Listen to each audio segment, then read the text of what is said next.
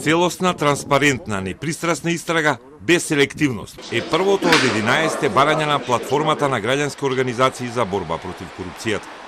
Сите одговорни да стигнат до суд, бидејќи трагичниот пожар во Кочани потврди дека корупцијата во Македонија е закана за животот и безбедноста на граѓаните. Но битката против корупцијата покажува системски слабости.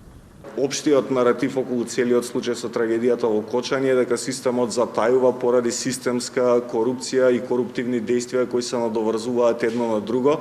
Меѓутоа можеме да забележиме дека барем во оваа фаза многу малку од лицата инволвирани се сомничат токму за кривични дела поврзани со корупцијата.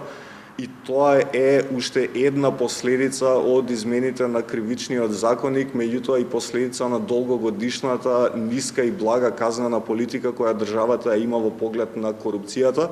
Платформата бара и реформа на казнената политика, одговорност на институциите надлежни во процесот на издавање лиценци, реални и суштински наместо формални проверки на терен и казни за оние кои не го почитуваат законот. Но владата најави мораториуми за исправање на грешките на оние објекти кои работеле спротивно на законите.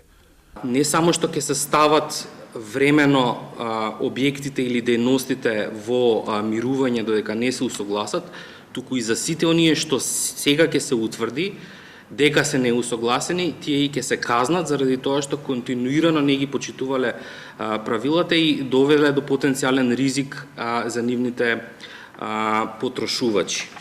Најстрашно според представниците на платформата е што безбедноста воопшто не била разгледувана и контролирана од надлежните и секогаш била второстепена, поради што страдаат и гинат граѓаните.